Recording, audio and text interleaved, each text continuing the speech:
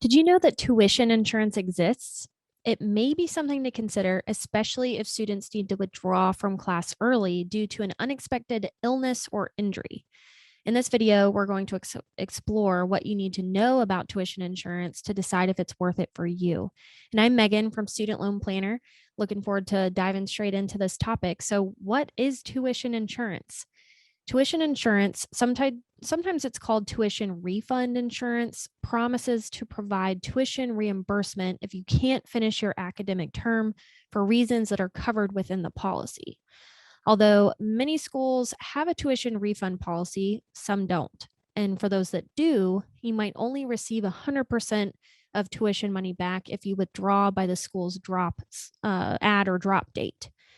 After that time, the amount often diminishes each week until the student becomes ineligible for any refund whatsoever. According to GradGuard, the vast majority of schools won't issue any refunds after the fourth week of the semester. But with tuition insurance, students might get reimbursed for not only their tuition, but also mandatory fees and room and board. Most tuition insurance policies require that students purchase coverage before the first day of the semester and will honor claims up to the last day of the semester. Thousands of schools offer tuition insurance to their students currently, although some students might choose to self-insure. Most partner with a third-party provider like GradGuard or AWG Dewar. I hope that's how you pronounce it. Students can also buy policies directly from third-party sellers. So what does it cover? The list of covered events for a tuition insurance policy might include significant injury or illness, chronic illness, mental health conditions, death of the student or the student's parent, or other major unexpected events. The main idea behind tuition insurance is that it's meant to cover unforeseen events. Like other insurances, pre-existing medical conditions might not be included. However, you might partially or completely be covered for things like unexpected moves or dismissal from the school. It should also be noted that even if the insured person used student loans to pay for their education costs, they can still make a claim on their policy or on their insurance policy. Know that some schools might reduce the maximum benefit for certain covered events. For example, tuition insurance might pay 100% for illness or injuries, but only 60% for mental health conditions. So, does tuition insurance cover COVID-19 since we're still kind of in that period right now? Most tuition insurance policies exclude epidemics and pandemics from their list of covered events. However, some insurers have announced exceptions for COVID-19. If you've tested positive for the virus and feel that you need to withdraw from your classes, you might be eligible for reimbursement. So check with your insurer or check with your school if they've established a COVID-19 policy.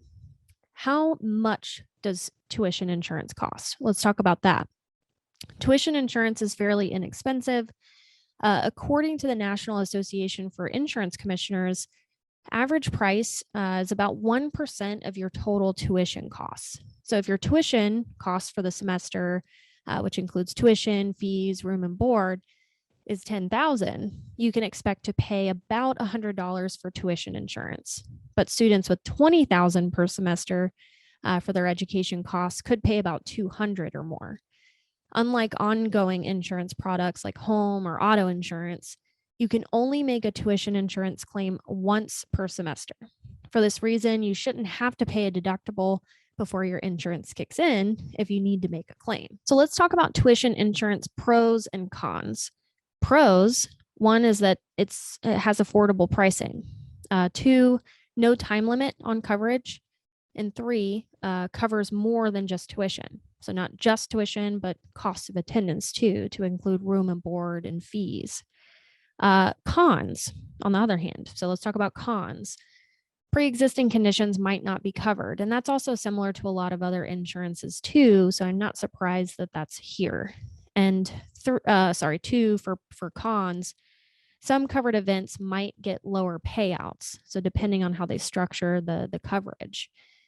How do you decide if you should get tuition insurance? So with an average price of 1% of your tuition cost, Buying tuition insurance shouldn't break the bank, but that doesn't necessarily mean that it's that every student should be buying it.